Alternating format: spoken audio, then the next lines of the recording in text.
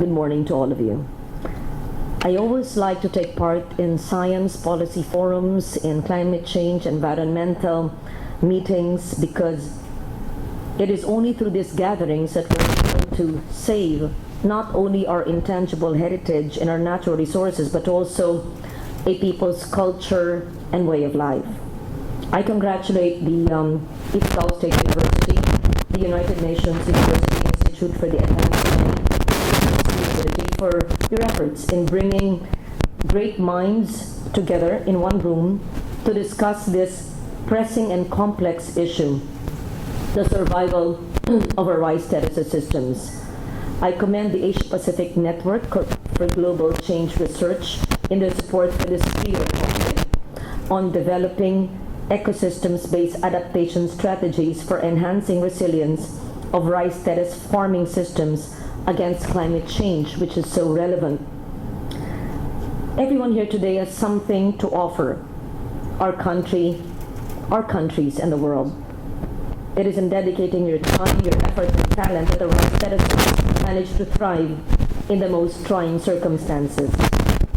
Earlier this year, the Ifugao Archaeological Group, led by Dr. Stephen Acabado and Dr. John Peterson, announced that the rice terraces is not actually 2,000 years old, but less than that.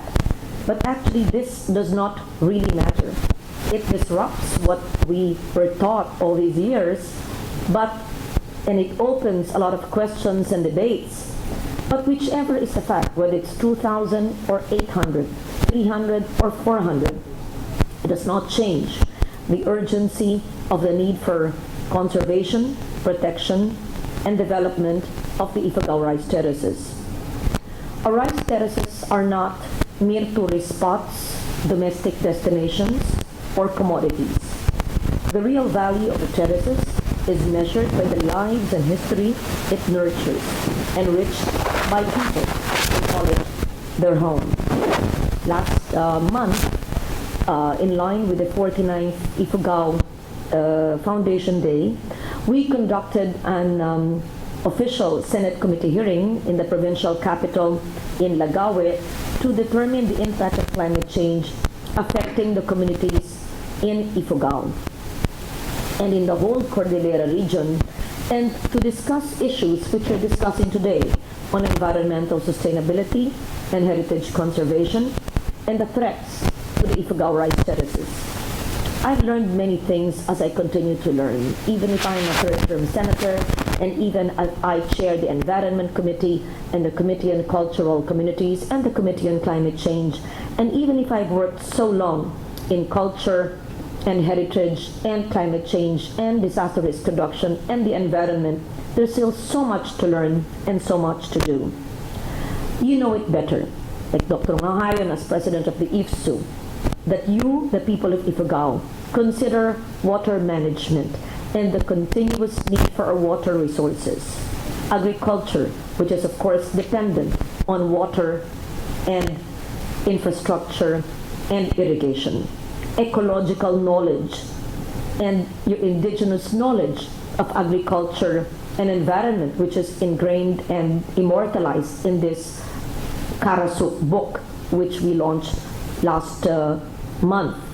And the indigenous rituals, all of these are entwined. We know that the Hudhud chants are done during harvest and many other important occasions or events in an Ifugao's way of life. So we cannot really say that these are the rituals and these are the environment practices, this is the Muyong system, and this is it. Because we understand that both culture, heritage, agriculture, and environment, and climate change, and DRR, and jobs, and survival, and a way of life, these are all intertwined together. But this assimilation of the people of Ifugao, especially the younger generation in our country, continues to transform them. The meaning of these powerful rituals associated with taking care of the terraces sometimes are affected and diminished. However, we should not simplify the seeming degradation of some parts of the terraces modernly. I think it's too simplistic to say that the deterioration of the terraces is due to the younger generation going to the cities to find jobs. I believe that there is a deeper cause and meaning than simply connecting it to modernity and improvement of lives, because I believe that the impact of climate change is so essential that it must not just be studied, but we must find a solution on how we improve water resources. The challenge, therefore, is how we can accept this shift in our way of life, in the Ifugao's way of life, the shift and the change of weather, extreme weather events and climate change, and how to continue the tradition, the rituals, the agriculture associated with cultivating rice in these terraces season after season. The Ifugaos and the people of the Cordillera, and we as Filipinos, and you who also manage the Hani terraces, and the people of the world, because these are declared UNESCO sites, should make a very conscious and deliberate decision to protect it, to become farmers, custodians, caretakers, to find pleasure, honor, and pride in being part of a special group of people who have inherited this unique land from your ancestors. We cannot shield people from the exposure to modernity, technology. In fact, we should encourage them, but in fact, we should use technology to be able to understand the science of what is happening and how we can cure this problem. I believe that there is much to learn from the Hani people and also what they've incorporated into the practice of maintaining our cultural traditions in preserving the Hani rice terraces of China. These practices can be shared with us. In Ifugao, as the local government would know, I've tried to help restore one of the terraces in Banawe, and that's in Bangaan, as a living cultural landscape. And it may not be very easy because sometimes, I admit, people can be short-sighted and stubborn, because I allocated funds for the construction or rehabilitation of traditional native houses for Kogons, but they would prefer to have GI sheets. And so there was much discussion with the previous provincial government and with the current provincial government, and my staff even had to go to Bangaan to speak to the people, to tell them that it would be good to retain it in the traditional native way. And we realized it is a matter of communicating the right message so that traditions are kept. I've also supported, as I mentioned, the production of the indigenous knowledge systems documentation for agriculture, culture, and environment. And that's a photo of the book launch. And this was really an idea which I brought about to Dr. Ngohayon how many Senate sessions or years ago. I think 2009, 10, it's been so long. And so this is a product of research of 6 academic institutions, right? Ifugao State University, the state universities of Kalinga, Apayao, Abra, Benguet, and Mountain Province. So 6 SUC presidents met with me many years ago. It's always been my dream to document indigenous knowledge systems in agriculture and environment, to be able to immortalize it both in print, in soft and hard copy, and in video, so that also these can be integrated and mainstreamed into our environmental systems. Because who are we to dictate how they should take care of their forest when they have been doing the Muyong system for so long? And so these are contained in this book, and I hope that we can have part 2, part 3, etc., because there's much more to document. And I always link up, connect with the academic institutions, because they have the research base to be able to do an accurate documentation of these knowledge systems. The Cordilleras is home to a number of indigenous forest conservation systems. I mentioned the Muyong in Ifugao, the Batangan in Mountain Province, Imong in Kalinga, Chontog in Benguet, I hope I'm saying it right, the Lapat in Abra and Apayao. These forest management practices are farming systems made distinct by the tradition of each indigenous community and exemplify the values that these culture bearers keep. Resilience and sustainability are two important factors that must be incorporated in development programs and natural resources management, especially with climate change in our midst. As you very well know, climate change is expected to increase rainfall. It will become more frequent and more intense. It will lengthen the duration of the dry and the wet season, resulting in water shortage, in landslides, soil erosion, terraces collapse. For Ifugao, the climate projections are the following: increase in temperature by 0.9 degrees by 2020, 1.9 degrees Celsius to 2.1 by 2050. The highest increases in rainfall are projected in June and August.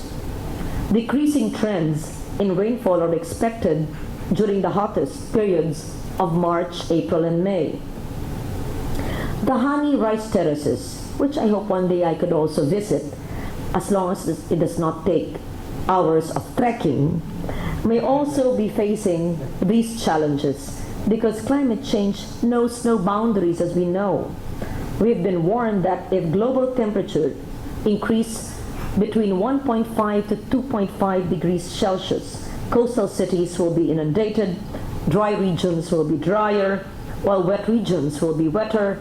There will be extreme heat waves, which we already are feeling now, water scarcity, which is already happening, stronger tropical cyclones, which we already have, and loss of biodiversity, which is already happening. So all these projections of 4 degrees is already happening now, when we've not even reached 1 degree.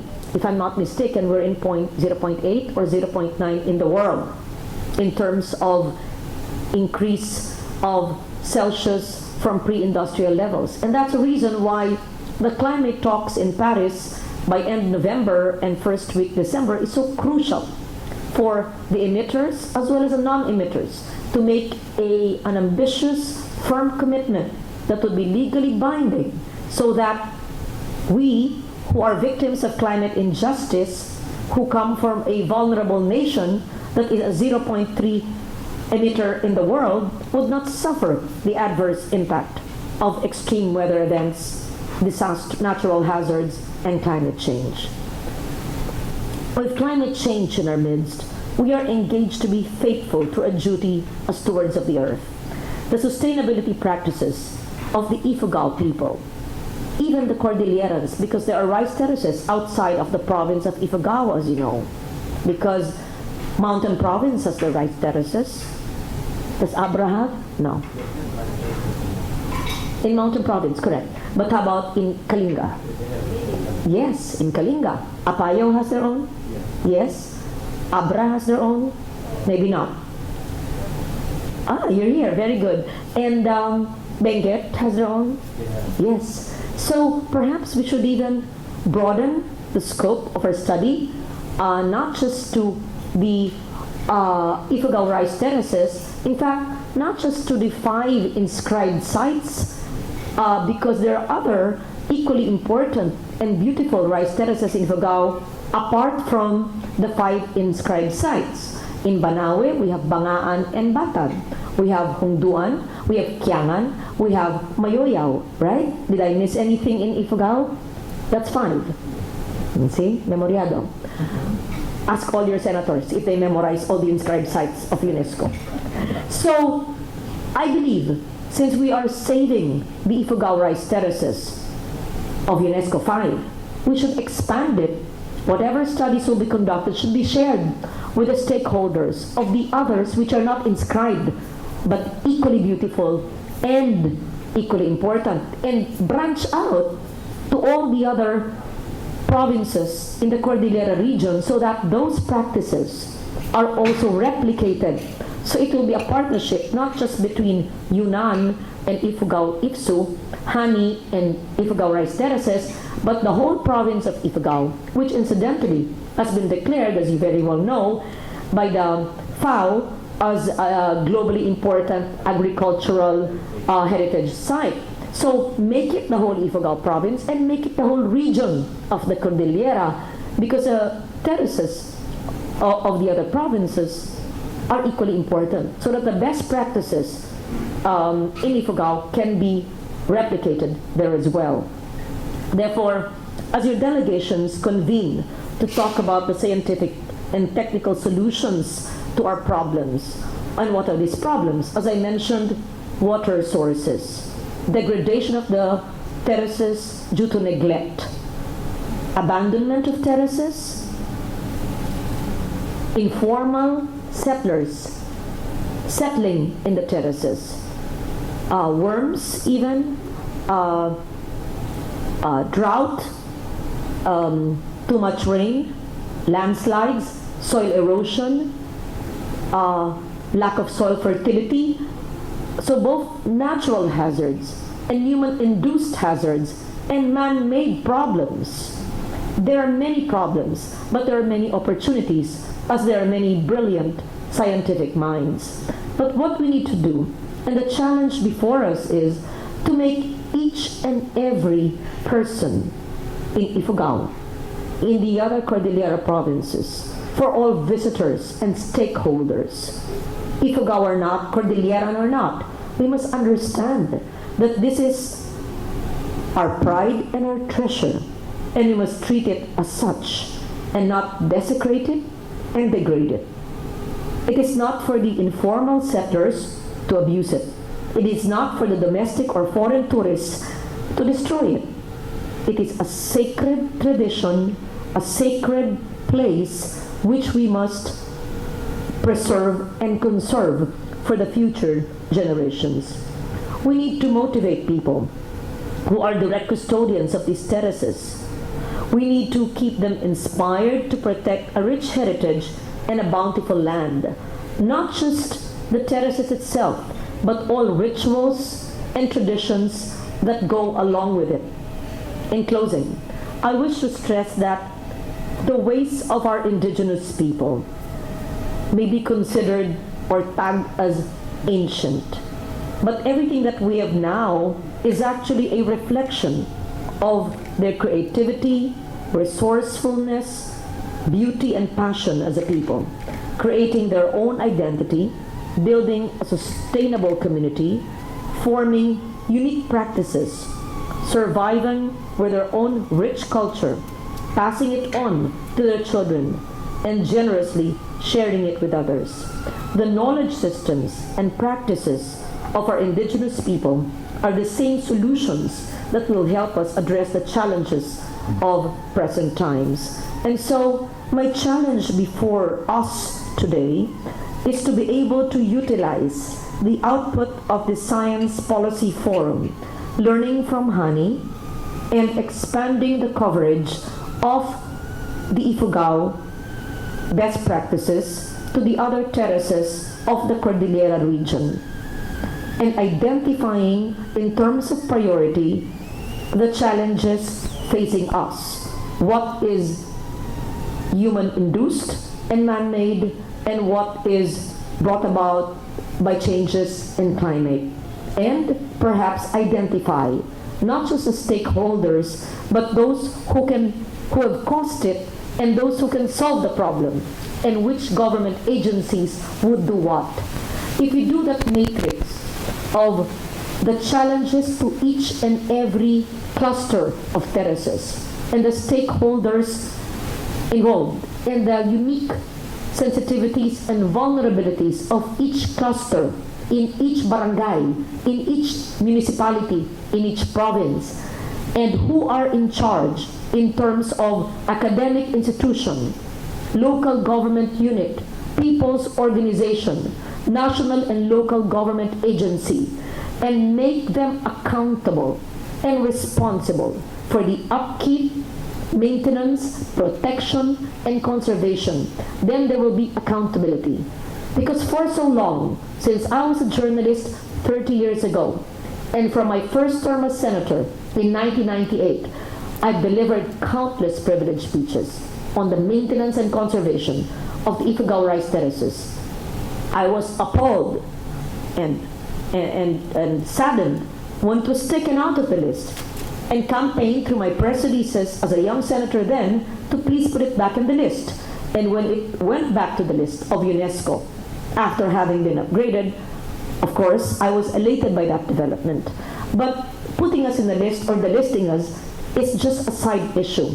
What is important is we know the way forward, and the way forward is accountability. There must be accountability, which is actually the essence of our indigenous knowledge systems. Because I may not know Ifugao, but I am sure Dr. Ngohayan will agree, if I'm not mistaken, the Muyong system actually, simply said, is stewardship. You take care of what you have. You're the steward of that. So let us operationalize Muyong, that each cluster, not even by town, each cluster of the Ifugao, there's someone in charge. And that person, group, organization, must be responsible for everything. If they are illegal settlers, they must be resettled. And communication must be made simple for them to understand that that is not the place to do. If people have to maintain their houses or homes in the traditional way for aesthetic beauty, because that's also important, so it must be that way. If there are problems in terms of water, then the National Irrigation Administration, then the local governments must provide that. If there are interventions that must be made in terms of modern technology for agriculture, then consultations must be made with our indigenous peoples who own that property in the terraces. What I'm saying is that there are solutions to the present problems, and operationalize the output of science policy forums such as this. So I thank you for having me today, and I hope that I could learn from you. Oh, that's Kiangan, the open, that is in Kiangan in Ifugao. Okay. Pardon me for the pose. Anyway, so I look forward to receiving your output, which probably could be part of Book 2.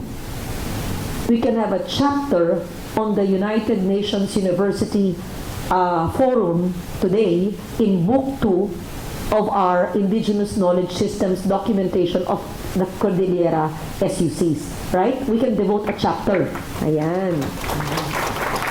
And then, it can also be the subject of a privileged speech that I can deliver in the Senate floor next week, 2 weeks from now, right? As long as you give me the output. And of course, I will quote whoever is the author of those lines. So I thank you very much for that, and I hope that you all enjoyed your visit to Ifugao. I understand that you had a site visit. Which did you go to? Bangaan, Batad? Kiangan, yes. It's easier to go to than to go down in Batad, correct. And so I thank you very much for this opportunity, and I feel honored to be invited as your keynote speaker, not being a scientist, but having spoken to you, so it's a pleasure and an honor. Thank you very much.